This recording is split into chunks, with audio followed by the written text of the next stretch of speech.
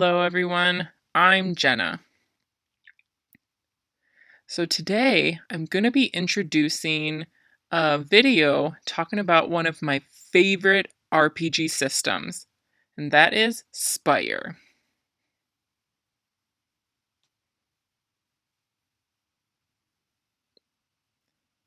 So Spire is pretty much a dark fantasy sort of system. It was made by a publishing company called Rowan, Rook, and Deckard. And they're from the UK.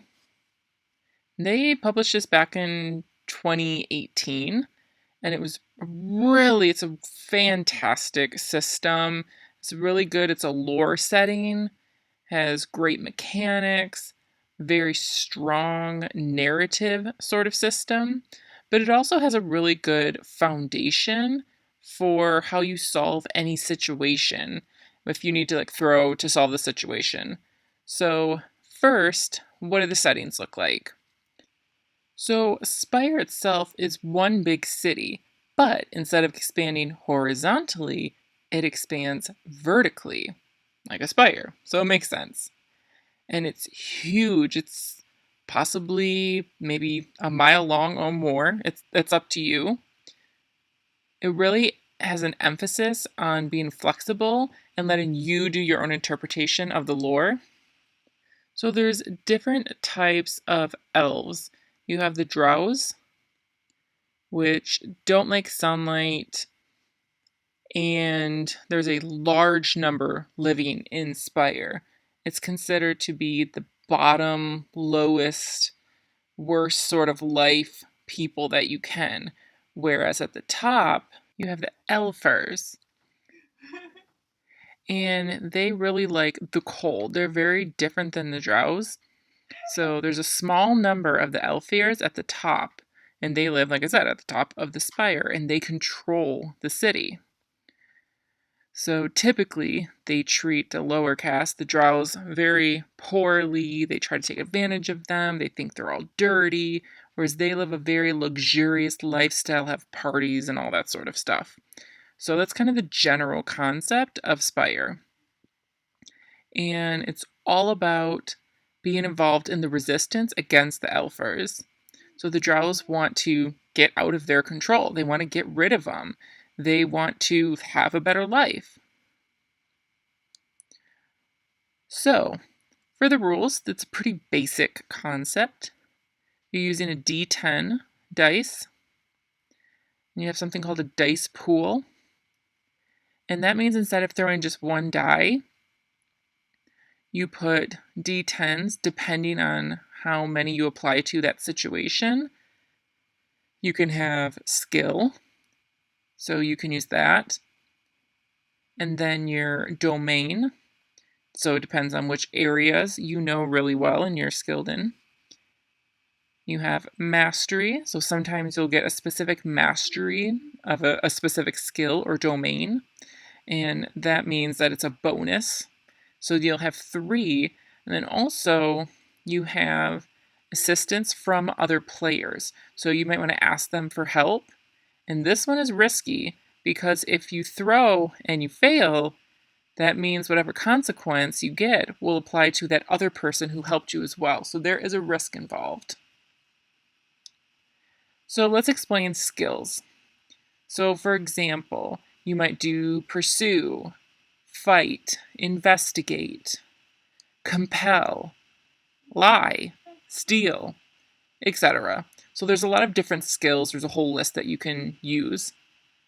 And for domains, you have the occult, religious, order, academia, technology, high society, low society, and so forth.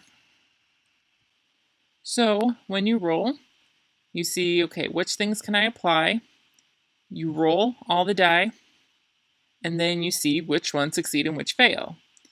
And there's different tiers. So you start with 10.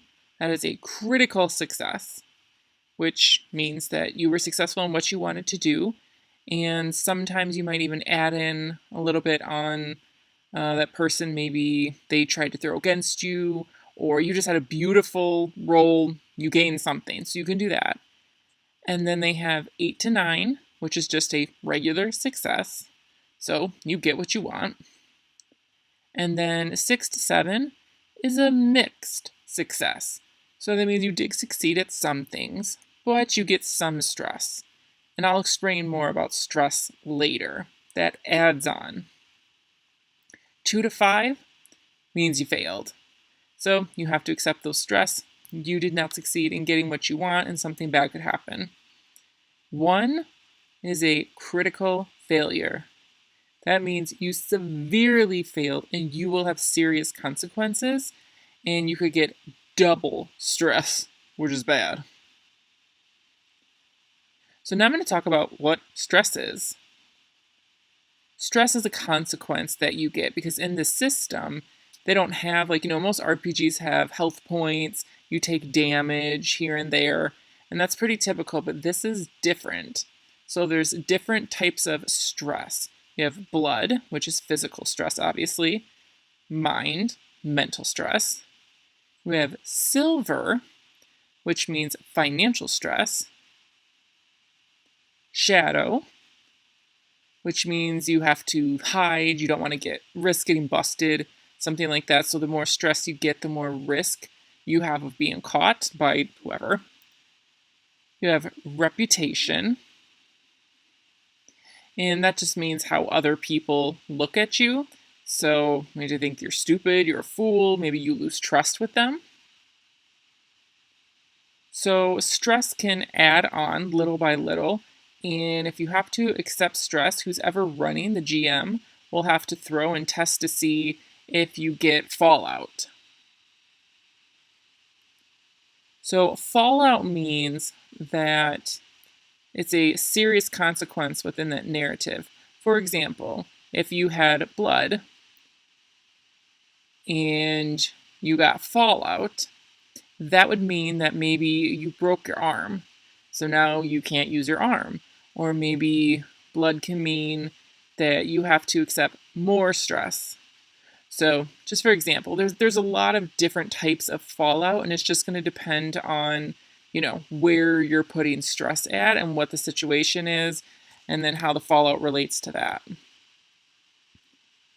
This system also heavily emphasizes bonds. It very, very stresses developing bonds because you as your character are going to bond with each other. And there's one NPC bond that, you can have that's very important in your life that's not related to the group, something outside of your group. So bonds, again, are very, very important because the more bonds that you have, the more you can take advantage of that within the Spire setting during the story. So that's perfect if you have a lot of different levels of bonds. So that's kind of just a short introduction as to what Spire is all about. If you want to know more, like how do you make a character, maybe you just want more information, let me know. Give me all your questions, whatever you're curious about, leave a comment down below. If you like this video, click like. And if you want to, you can follow me on YouTube, Facebook, Instagram, Twitter, and you could subscribe. Also, make sure you watch. I'll have more videos coming out soon. If you want to provide support in other ways, you can do so by supporting me through my Patreon, or you can do an any amount donation and give me a tip for coffee. buymeacoffee.com, which will be down in the description. You can just click it right there, and you can support me in any way. Remember, I love coffee. So please, any tip will be very, very appreciated.